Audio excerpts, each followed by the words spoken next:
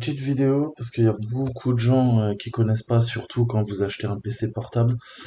Après, je vous conseille de faire ça si vous êtes comme moi sur un laptop qui soit gamer, c'est-à-dire qu'il a un bon système de refroidissement.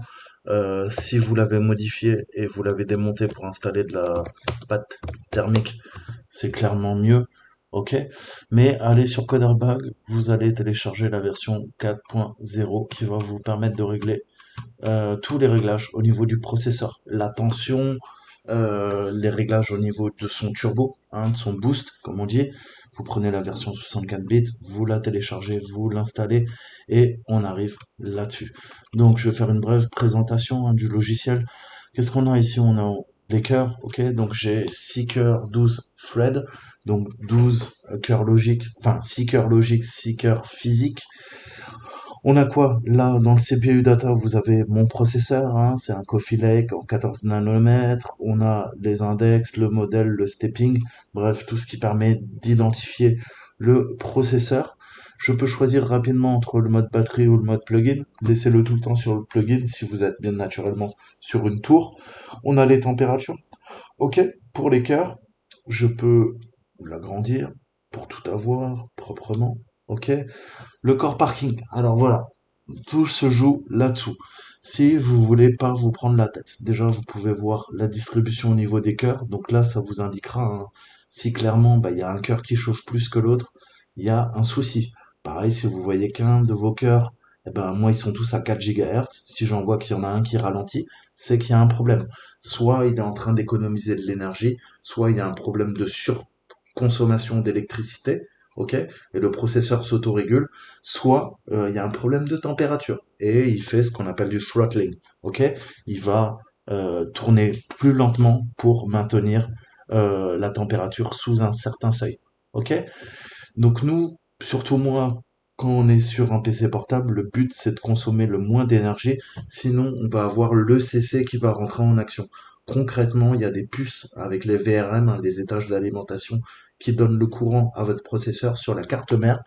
Eh ben, il y a des protections, puisque vous savez qu'un portable chauffe bien plus qu'une tour, naturellement. Ok? Si vous êtes sur un PC de bureau avec un bon RAD, avec un water cooling, honnêtement, vous avez aucun souci. Donc le premier truc à faire, c'est vérifier que vous êtes bien à 100% au niveau du core parking, du frequency scaling et du turbo boost. Qu'est-ce que ça permet? D'avoir le maximum d'IPC. Donc d'instructions par cycle. Ok, les instructions par cycle, je vous montre par défaut quand j'ai acheté mon ordinateur, Acer avait fait de la merde et le processeur, la vitesse de base, c'est 2,6 GHz. Ok, et le mode turbo était pas réglé sur un mode agressif. Là, vous voyez que par défaut, ok, il tourne bien plus vite, presque 2 GHz au-dessus. Ok, je suis tout le temps à 4 Go, 4 Go 20, 4 Go 17. Ça varie en fonction de l'alimentation, naturellement, de la consommation du processeur. Donc déjà, vous allez gagner en performance, hein, en termes de fluidité sur le bureau. Et bien sûr, pour les jeux vidéo, pour les applications extrêmement gourmandes, type encodage vidéo, calcul scientifique, cassage de mots de passe avec H4, etc., eh ben, vous aurez tout intérêt à ce que le processeur, vous avez payé un processeur cher, qu'il utilise le maximum de ses capacités, ok, s'il est bien refroidi. Donc ça, c'est le premier truc, ok, c'est pas vraiment de l'overclocking, on va juste modifier, on a ce qu'on appelle des C-state, ok? Donc c'est au niveau de la consommation et ça permet en fait de passer d'un niveau à un autre. Grosso modo, en C0, C1, c'est là que le processeur va utiliser le plus de courant, mais c'est là où il est le plus réactif, hein, en termes de jeux vidéo, en termes de gros calculs. C'est là qu'il va pouvoir donner le meilleur de soi-même. À l'inverse, si on détecte que vous faites des tâches multimédia, vous êtes juste avec votre navigateur web, qu'est-ce que va faire par défaut votre processeur? Eh ben, il va ralentir, il va passer à un C2, C3, C4, C5, C6, C7, C9, ok? Donc on peut tout à fait modifier les sysstates, ok? Typiquement, là, vous voyez qu'ils sont verrouillés, il faut que j'aille dans mon BIOS modifié pour pouvoir les modifier, ok? Sur un PC de bureau, vous pouvez totalement les modifier. Alors, qu'est-ce que ça va faire de rester en C0, C01? En gros, il va être beaucoup plus effectif, réactif, votre ordinateur, au prix d'une légère consommation en watts qui va être supérieure. Donc, à vous de voir ce que vous voulez faire. C'est un choix. Ouais, ça marche. C'est un choix que vous pouvez faire comme vous voulez. Ok? Ensuite, moi je préfère qu'il soit le plus réactif possible. Ok? Donc vous avez toutes les logs, hein, vous pouvez enregistrer les logs. Vous avez la partie mémoire, ok? Qui vous dit ce que vous utilisez, la mémoire qui est committed, donc qui est en gros préchargée pour le bon fonctionnement de vos applications. C'est normal qu'il y ait du committed et la mémoire totale, ok? Moi j'ai 16 Go. On voit aussi également le swap. Et de temps en temps, c'est cool, vous pouvez faire un clean, ok? Ça va vider la mémoire, vous allez récupérer 10-15% de mémoire en plus. J'ai également 12 Go de swap sur mon SSD. Donc 16 Go plus 12, grosso modo, la machine voit en limite, hein, je suis à 28 Go de RAM, ok? Mais il y a une partie, c'est du swap sur le disque dur et naturellement, même si c'est un bon SSD, c'est toujours plus lent que la RAM, ok? Donc ça, c'est au niveau de la mémoire, si vous voulez checker, c'est toujours utile. On peut voir aussi quel cœur prend le dessus, hein. Le but, ça va être de répartir les charges au maximum. Après, bien sûr, si vous lancez typiquement un jeu vidéo, aujourd'hui, ça utilise 4 cœurs, 6 cœurs, ça va pas utiliser tous les cœurs. À l'inverse, si vous faites du calcul scientifique, du traitement, de l'encodage vidéo, vous allez voir que la répartition sur les cœurs sera quasiment parfaite, complète. Ensuite, on a la partie mémoire. Vous pouvez toujours jeter un coup d'œil entre la committed et l'uncommitted, ok? Celle qui est en utilisation et celle qui est libre. Là, j'ai actuellement 67% de mémoire libre. Donc ça permet d'avoir direct hein, un petit aperçu. La charge, hein, les variations, vous voyez que des fois il descend à 3,6 parce que là, bon, il se tourne un peu les pouces. Et voilà, la charge au niveau de votre CPU et les températures. Ok? Donc ça c'est cool, ça permet de checker. Maintenant ce qu'on va faire c'est pour les PC portables. Les PC portables, vous savez que vous avez une alimentation qui est restreinte, hein, et si vous consommez plus, eh ben forcément le PC qu'est-ce qu'il va faire? Il va faire comme je vous disais du throttling, il va ralentir, ok?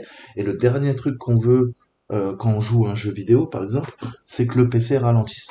Donc moi, il y a deux options que je désactive. Alors maintenant, dites-vous que soit vous avez un Intel comme moi, soit vous avez un AMD. Les options sur AMD sont différentes.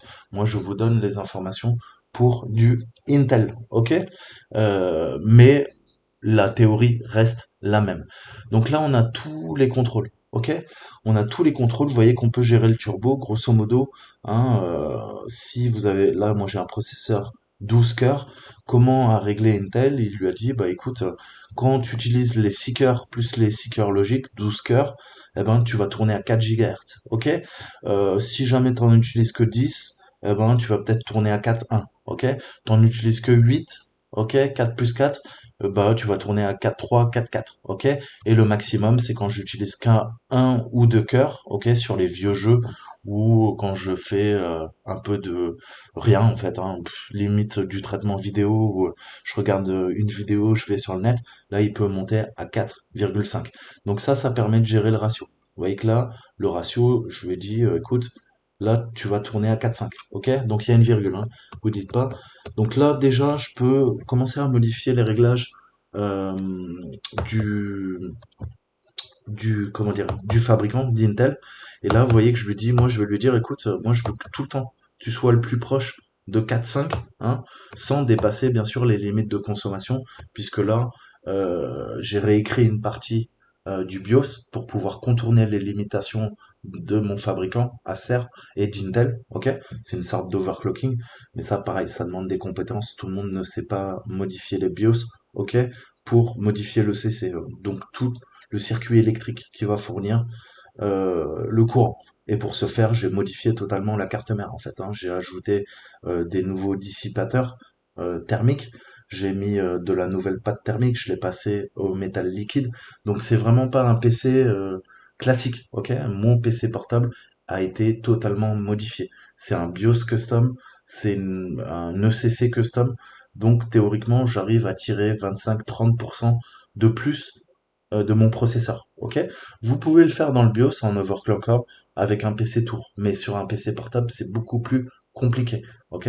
Il faut avoir un BIOS qu'on appelle déverrouillé, ok? La plupart des BIOS sont verrouillés, donc vous n'aurez pas accès à toutes ces options. Donc là, je le lock, je lui dis, ok, moi je veux 4-5 partout, ok? Et je vais le verrouiller. Ensuite, au niveau du turbo, c'est pareil. Le processeur, par défaut, il utilise 45 watts tout le temps, et de temps en temps, il peut donner des petits coups de boost à 56 watts.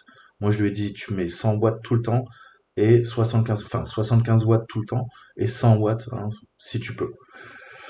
Donc ça c'est pareil, ok, je peux bloquer, débloquer hein, en fonction du profil. La performance, soit vous passez complètement à gauche et vous êtes en énergie maximum, il va consommer le moins possible, soit vous le passez en performance maximale, ok. Nous, ce qu'on veut, je vous montre, c'est aller dans général, désactiver le C1, ok. Pareil, c'est un état spécial mais qui abîme la durée de vie des SSD. Donc si vous avez un SSD, je vous déconseille d'utiliser le C1E, ok? Et pareil, le Bidirectional Pro Hot, il y a des puces qui vérifient la température des composants internes. Comme je vous disais, mon PC portable est extrêmement bien refroidi. Je vais totalement modifier le refroidissement custom. Donc moi, je désactive ça. Ok, ça empêche que il y ait des sondes de température qui disent à mon PC portable, écoute, faut que tu ralentisses la vitesse du processeur parce que là, on atteint des températures. En plus, il est capable de supporter 105 degrés. Ok, et il monte jamais. Depuis que j'ai remis de la pâte thermique, j'ai perdu entre 20 et 25 degrés. Maintenant, je vais vous montrer comment moi, je demande au processeur de fonctionner à la même vitesse, mais on va faire ce qu'on appelle de l'undervolting. Ok, on peut faire de l'overvolting, on va donner plus de courant au processeur pour le faire tourner à une fréquence plus rapide, c'est de l'overclocking. Sur un PC portable, on est limité, à moins d'avoir des processeurs K de chez Intel qu'on peut débloquer. Nous, sur un PC portable, typiquement, on veut l'inverse. On va essayer de trouver la vitesse. Donc moi, c'est 4 GHz sur tous les cœurs. Je veux rester à 4 GHz tout le temps et je vais essayer de trouver la consommation la moindre au niveau du processeur pour économiser des watts, pour que mon alimentation chauffe moins et je vais perdre encore 10 ou 15 degrés. Avec tous ces réglages, je tournais à peu près à 95 degrés sur les gros jeux. Maintenant, il tourne plus qu'à 71 degrés.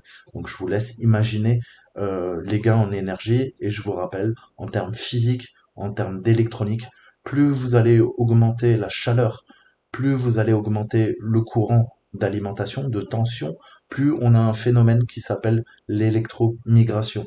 À l'échelle atomique, le fait de chauffer, le fait d'avoir un courant induit en entrée à un ampérage qui est haut, eh ben, ça va détruire les pistes métalliques hein, qui composent le wafer en fait. Hein. Même votre carte mère, vous savez que c'est un PCB qui est composé de couches de substrats dérivés de la silice. Bref, tout matériel informatique, électronique, plus vous le soumettez à un stress, que ça soit calorifique en termes de chaleur, plus vous le soumettez à un courant induit, plus il va se dégrader dans le temps. C'est l'électromigration.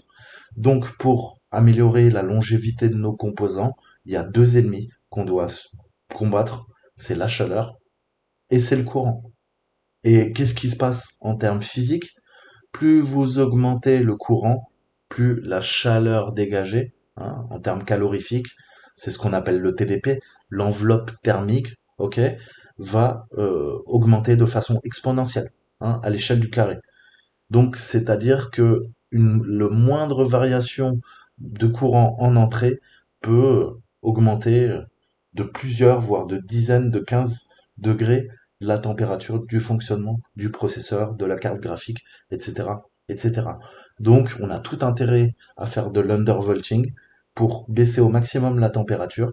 Et comme la température est basse et le courant d'entrée est bas, eh ben, le processeur va durer peut-être 2, 3, 4 ans, 5 ans en plus. Ok? Et par défaut, comme Intel n'a pas envie de se prendre la tête, c'est pareil avec AMD, ils mettent un courant, les puces sont validées à un courant qui est bien trop haut. C'est-à-dire qu'ils veulent pas se prendre la tête. Il y a des puces qui vont pouvoir tourner avec 1,215 volts. Je vous montre. Ok, typiquement, qu'est-ce qui se passe? Vous voyez que mon fabricant, par défaut, pour une fois, il a bien fait. Lui-même, il applique, ok, moins 125 millivolts, ok, en moins. Donc c'est bien, il fait de l'undervolting, mais on peut aller encore plus loin. Pourquoi je vous dis ça? Typiquement, que vous compreniez. Qu'est-ce qu'on voit là? Si je l'épingle, on voit que même avec cet undervolting, en fait, non, il faut que je revienne sur la première page, autant pour moi. Voilà, on voit que par défaut, je montais à 1,3, 1,250. C'est beaucoup trop haut. Pourquoi c'est beaucoup trop haut? Parce que moi, je connais exactement. Alors là, là, ça fait 2 ans que je fais des calculs hein, sur le processeur. Je le connais parfaitement. Chaque processeur est différent. Mais le mien, je peux à la fois réduire. Donc la vitesse, on va aller dans Firth. Ok. On va il faut retenir deux trucs. Ça, c'est la partie graphique, parce que vous savez que sur certains processeurs, vous avez même une carte, une mini carte 3D, ok? Un iGPU, hein, un GPU intégré, à l'opposé du DGPU, ce qu'on appelle le Discrete GPU, qui est la carte graphique externe, ok? Donc ça, on s'en fout. Ce qui est important, c'est que le CPU Core, le CPU Cache et le SA Uncore. Ça, c'est l'agent. L'agent, grosso modo, il permet de faire fonctionner le comment dire le North Bridge, le South Bridge, ok, qui est en gros le South Bridge, ça va gérer toutes les périphériques, le North Bridge va relier la carte graphique à la carte mère, au contrôleur mémoire, à la mémoire de votre processeur, ok, de votre carte mère. Donc ça c'est important pour gagner en stabilité. Mais c'est pareil, on n'a que très peu besoin de l'augmenter. Typiquement, on monte l'uncore quand on overclock sa RAM. Ok, j'ai des barrettes de RAM moi en DDR4 qui tournent à 2066. Je les fais tourner à 3500. J'overclock ma RAM. Ok, pour ce faire, je passe ok le SA Encore pour stabiliser la RAM. Ok, ça va faire chauffer un peu plus le contrôleur mémoire, mais ça reste dans les températures et moi ça me permet de faire tourner, de gagner quasiment 1 GHz sur mes barrettes de mémoire. Ok, et c'est surtout qu'elles valent pas cher et maintenant avec ce réglage, ça vaut des barrettes qui valent 300-400 € dans le commerce. Ok, ça permet de faire des gains en termes d'argent. Maintenant, parlons du CPU Core. Le CPU Core, ça va alimenter en entrée le CPU, ok? Les cœurs, hein, vous savez, comme je vous disais, vous avez des cœurs logiques, des cœurs physiques. Les cœurs physiques, on a besoin de les alimenter en courant. Par défaut, qu'est-ce que fait mon fabricant? Il met moins 125. Moi, je sais que là, je suis à l'aise, je peux même descendre encore, je peux aller jusqu'à, allez, sans trop taper dedans, moins 175, je suis stable, ok? Donc moi, j'ai fait des tests, j'ai lancé des jeux, j'ai lancé des benches, ok? Et je sais que c'est stable pour cette fréquence. J'ai planté l'ordinateur, donc vous allez avoir un écran bleu, il va redémarrer ou il va cracher proprement sur Windows. Ça, vous savez que dans ce cas-là, il manque de courant. Imaginons que je suis à 175 et là il plante, je vais le passer à 174, il plante encore, je le passe à 173, 172 jusqu'à que je trouve le réglage parfait. Pour moi, c'est 176. Donc là, on voit que j'ai déjà gagné 50 millivolts. Vous allez me dire, c'est rien. Détrompé de vous, rien que ça, c'est 8 degrés de chauffe en moins. Ok? Donc ça, je l'applique là, je fais apply. Et maintenant, il y a le cache. Le cache, avant, vos barrettes de mémoire avaient un contrôleur mémoire directement sur la carte mère. Pour réduire la latence, qu'est-ce qu'on en fait les ingénieurs de chez Intel, de chez AMD? On s'est dit, ce contrôleur mémoire, on va le placer directement, ok, sur le processeur. En effet, il y a une loi en informatique, en termes physiques, plus vous rapprochez les éléments hein, sur votre carte mère, plus la latence va être moindre. Ok, tout ça c'est des pistes et le courant va faire transiter les informations. Qu'est-ce que ce sont? Ce sont des électrons. Ok, les électrons parcourent une distance. Plus la distance est réduite, plus le temps de réponse hein, pour faire transiter les informations, ce qu'on appelle le goulet d'étranglement, hein, eh ben, va être réduit. Donc maintenant le contrôleur est sur votre processeur. Donc il va falloir également l'alimenter et c'est lui qui va permettre le bon fonctionnement avec l'Uncore, ok, ce qu'on appelle le Quick Pass, le QPI, qui va permettre le bon fonctionnement et la stabilité de la mémoire de votre ordinateur. Donc, par défaut, moins 124. Vous allez me dire, bah là, c'est simple, t'as qu'à faire comme l'autre. Et non, ok? Parce que le réglage du CPU et du corps est indépendant. Moi, je peux baisser à moins 170 le corps, mais si je mets le cache, il plante. Et le réglage parfait, moi, c'est 150, typiquement. Ok? Donc, je vais le mettre à 150. Et là, moi, je commence à être bien. Donc, vous, c'est pareil. Vous allez devoir faire des tests. Ok?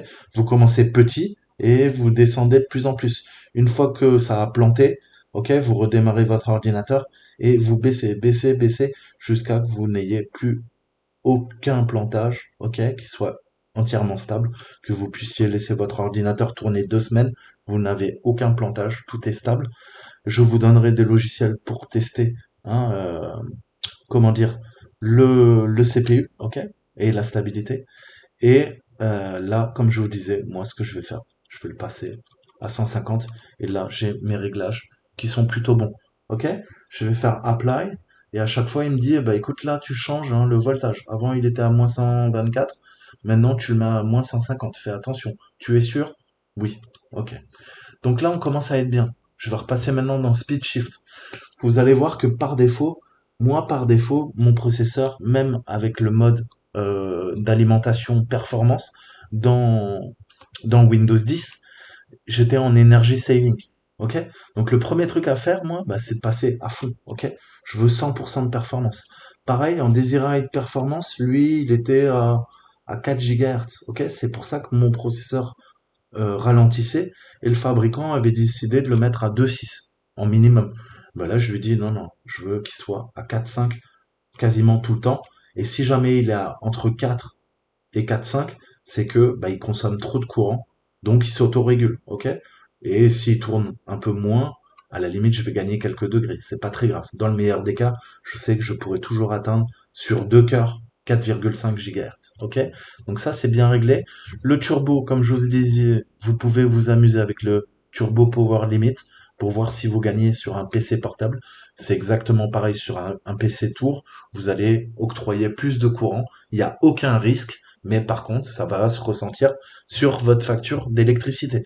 Vous allez consommer tout va dépendre du processeur, mais si vous avez un petit processeur, vous allez consommer 10-15 watts en plus. Si vous avez un gros processeur à 1000 euros, vous pouvez carrément consommer entre 50 et 100 watts en plus, ok? Mais c'est pas encore de l'overclocking. Tout se fait via logiciel dans Windows. Le vrai overclocking, c'est quand vous allez dans votre BIOS UEFI et là, vous lui demandez de tourner plus vite, ok? Là, nous, on reste dans les spécifications de ce qu'a recommandé Intel ou AMD. On lui dit juste, tiens, je te donne plus de courant parce que je veux que tu tournes au maximum de ta forme, hein, si tu veux. Vous voyez-le comme ça. Donc là, c'est pareil. Je vais mettre le mode turbo en max, ok, pour être sûr que, ben voilà, il n'y aura pas de throttling, cette action de ralentir pour consommer moins d'énergie, ok. Je c'est pas que je m'en fous de polluer la planète, c'est juste que pour le courant que je donne à mon PC, je veux qu'il soit le plus performant possible, ok, dans n'importe quelle situation. Donc là, je fais apply, il me dit à nouveau, tiens, cette fois-ci, tu veux changer les cœurs et le ratio au niveau du turbo? Ok, c'est ça que tu veux? Là, je lui dis oui. Ok? Et là, je commence à être bien. Maintenant, on va se créer un profil. Ok? Parce que j'ai pas envie de me faire chier à chaque fois que Windows redémarre de aller bidouiller tous les réglages qu'on vient de faire. Tu le fais une fois. Une fois que tu as trouvé tes réglages au niveau de l'alimentation, c'est pareil, tu n'y touches plus. Donc là, on est à 150, 170. Le speed shift, on est bien tout au max. Je commence à être vraiment bien. Ok? Donc là, pour rappel, je peux regarder tous les réglages hein, au niveau du processeur. Hein, le FIVRE, donc tous les étages d'alimentation, hein, comment on va alimenter bah, la RAM, la carte mère, le contrôleur mémoire, le QPI et le processeur, et comment je vais gérer hein, le boost. Et cette partie est très intéressante, ok, puisque on va voir en fait si, bah, au niveau de la performance, hein, la préférence, à combien on est en fait, et si le processeur ralentit. Je vais vous montrer après. Donc là, j'ai modifié toutes les valeurs, je commence à être bien, je suis serein, je connais mes réglages. Qu'est-ce que je vais faire? Je vais lui dire créer un nouveau profil. vous l'appelez comme vous voulez, hein, moi je l'appelle Vmax, ok? Je lui dis, écoute, dès que l'application se lance, eh ben, tu vas me charger le profil, et vous, sur un PC Tour, ça sera Any State. Moi, je lui dis uniquement quand il est branché. Quand il est en mode batterie, j'ai un autre réglage qui ralentit le processeur pour me donner 2-3 heures d'autonomie quand je suis en nomade. Ok? Là, je suis bon. Il me dit, ok, ton profil il a été enregistré. Parfait. Là, vous voyez mon profil maintenant et vous voyez les anciennes mesures et moi ce que j'ai modifié. Ok? Qui est en vert. Ok? Donc là, je vois qu'au niveau de l'ampérage, même, je peux lui donner. Ok? Donc le courant, vous lui donnez un courant, vous laissez tout le temps sur défaut, c'est l'offset. Ok? On parle en décalage. Ok? C'est via des deltas. Ok? Le delta en informatique, c'est comme en mathématiques, on va jouer sur une différence. Ok? Vous ne touchez jamais à la première barre. Vous laissez tout le temps sur défaut, ça vous évitera de pas faire de bêtises. Et après, comme je vous disais, moi j'ai bidouiller complètement mon PC portable. Donc sur une tour, si vous avez une bonne carte mère, ne faites pas ça sur une carte mère à 70 euros qui est mal refroidie. Je parle d'une grande tour, ok, avec du bon refroidissement. Moi, ce que je vous conseille de faire, c'est également de faire l'IC Max. IC Max, vous savez que le courant, hein, on parle en ohm, c'est la résistance. On parle en volt, en millivolt, là, hein, c'est l'alimentation propre, mais le plus destructeur, en fait, hein, c'est l'ampérage. Typiquement, vous pouvez vous prendre un courant de 1000 volts à faible ampérage, vous n'allez pas mourir. Par contre, si vous prenez un courant de quelques volts à 1000 ampères, là, vous êtes mort. Ok? Donc, pourquoi je vous fais cette analogie? C'est que l'ampérage, en fait, c'est ce qui va tirer le plus, à la fois sur les composants, à la fois en termes de chaleur, hein, calorifique, parce que vous savez que l'énergie qui est utilisée pour vos composants, elle se transforme en chaleur, ni plus ni moins. Il y a une partie du courant qui est utilisée pour le bon fonctionnement de votre PC, les trois quarts, c'est perdu, c'est en chaleur. Et c'est pour ça que vos composants ils chauffent, que ça soit dans vos consoles de jeux vidéo, vos tablettes, vos téléphones, etc., etc. Vous avez compris. Donc, si vous êtes euh, couillu, que vous avez une bonne config, hein, que vous avez une tour qui est bien refroidie avec le principe de pull-up, ok? Donc des ventilos à l'avant qui vont pousser l'air à l'intérieur de la tour et des ventilos soit au-dessus, soit à l'arrière de votre tour qui vont extraire la chaleur, ok? Sinon, eh ben, ne touchez pas à ça, ok? Laissez comme ça. Ça va permettre plus d'ampérage au processeur. Qui dit plus d'ampérage dit de meilleure performance et moins de throttling. Il va moins ralentir. Si vous avez un PC portable, ok, comment dire, qui vient de chez Carrefour et qui coûte 600, 800 euros, 1000 euros, ne faites jamais ça, ok? Moi, je vous parle là, c'est un minimum un PC portable gamer à 1500, 1600, 1700, 1008, 2000, 2500, 3000 euros, ok? On sait qu'il y a des vrais bons composants dessus. Sinon, ne faites jamais ça, ok? Que ça soit bien clair. Et là, je vais lui dire donc ampérage, ampérage, ampérage. Je monte tout. Je l'applique. Il me dit t'es sûr de toi? Je lui dis oui. Ok.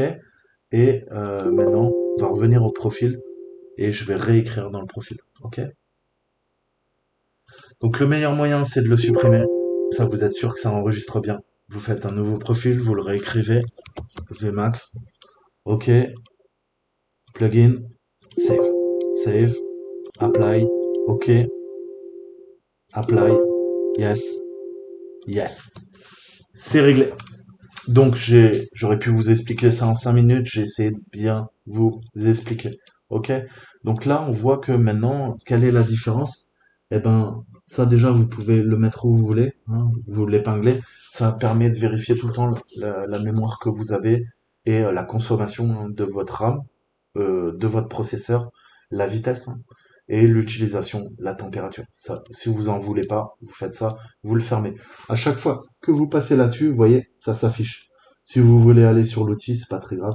Vous décalez un peu, hop, vous double-cliquez. Donc là maintenant, on va passer voilà, à cette partie-là qui est la plus intéressante. On voit donc sur le temps, hein, on peut vérifier nos températures, l'utilisation, hein, la distribution des corps, typiquement. Et vous voyez que maintenant, je vais essayer de lancer un programme. Et ce qu'on va voir si ça a marché, hein, typiquement. Ok. Donc là, je vais utiliser un programme qui va utiliser 100% des cœurs, ok, et qui va tester la stabilité de la RAM. Ok. Je vous donnerai les liens en description, ni plus ni moins. On va utiliser même test. Ok. Donc là, je vais charger tous les cœurs et on va utiliser le maximum de mémoire avec mes 12 cœurs. Ok. 6 cœurs physique, 6 cœurs logique. Donc là, il est en train d'attribuer la RAM et là, vous allez voir que bah, ça va remonter. Surtout au niveau du workload et de la mémoire. Ok, là, on est en train d'utiliser toute la mémoire. Ok, quasiment tout.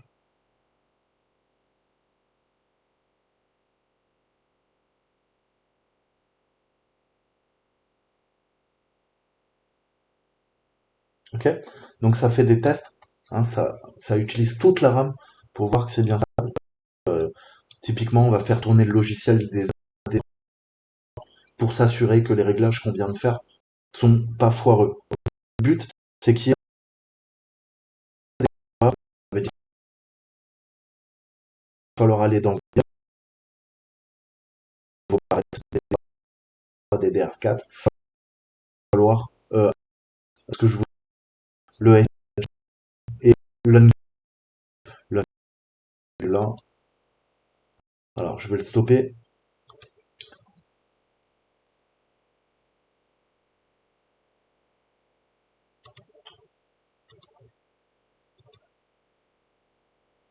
Donc là, je vous montre un petit peu. On voit qu'au niveau de la distribution des températures, c'est à peu près bon, ok. Ça utilise pas tous les corps, mais en tout cas, on voit que là, il ralentit plus. Avant, je redescendais 2 gigas, 2 gigas, 3 gigas, 3 gigas 2. Ça faisait du yo-yo. Là, on voit qu'il est super stable, ok. Et vous voyez que là, il utilisait 1,3 maximum, ok, quand j'étais sur le bureau. Alors, me demandez pas pourquoi, mais le vide, donc qui est la fréquence hein, à laquelle on alimente votre processeur en volts, hein, il est toujours plus haut. C'est ce qu'on appelle du V-drop hein, en termes techniques. Il est toujours plus haut. Même si votre PC ne fait rien, eh ben, il va être alimenté beaucoup plus haut. En fait, trouver la tension d'alimentation la plus basse, il faut charger les cœurs. Et pour charger les cœurs, on va utiliser, je vais vous montrer un autre logiciel qui s'appelle OCCT et on va voir la différence. Donc comme je vous disais, moi j'étais par défaut, hein, j'étais entre 1,25 ok, et 1,3, 1,3 volts. Donc c'est énorme, ok. Là je suis passé à quoi maintenant? Eh ben je suis à 1,115 et des fois il monte à 1,215. Donc on voit qu'on a gagné déjà pas mal. Mais maintenant on va voir en charge, ok. Le dernier test, une fois que vous avez testé votre RAM, on va télécharger au CCT, ok, qui est fait par un Français.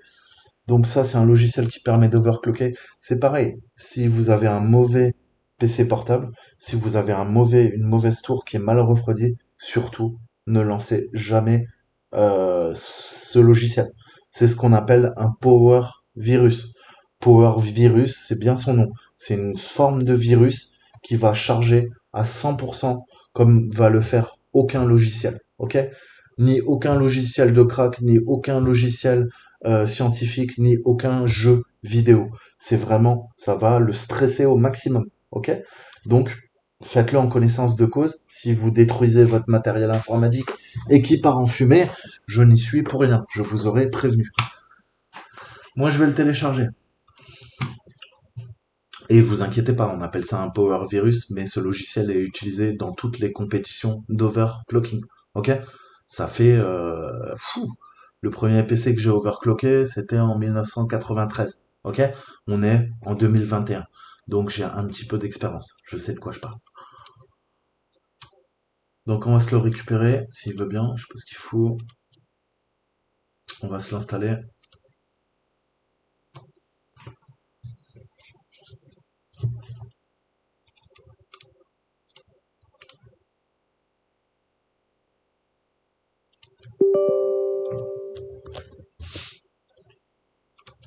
On se l'exécute.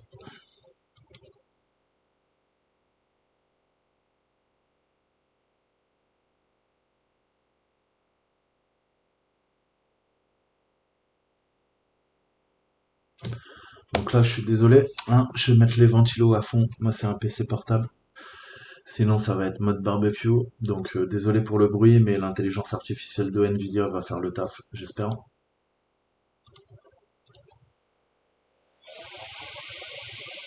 Ok. Donc, on voit pareil l'utilisation des cœurs, hein, le processeur. Et là, ça va tester à la fois votre processeur et votre carte graphique, ou les deux en même temps, comme vous voulez. Ok? On a les tensions, le fameux vide. Ok? Et c'est ça qu'on va venir vérifier. Ok? Utilisation, fréquence, puissance, tension. Ok? On va voir la tension, comme je vous disais. Donc là,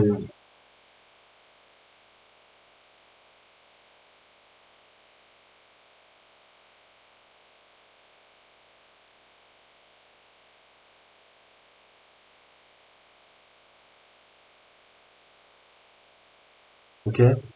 On fait ça. Jeu d'instruction, on va travailler en AVX2. Ok? Auto,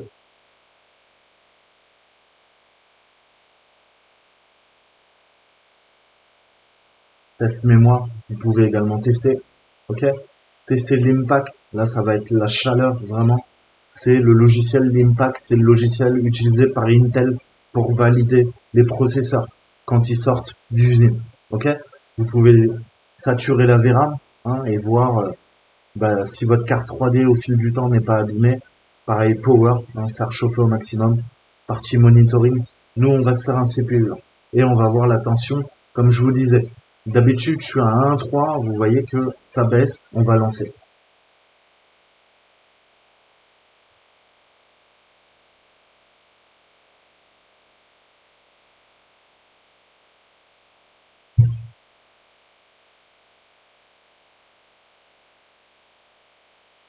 Donc on lance le test et on voit qu'en charge, c'est bien mieux.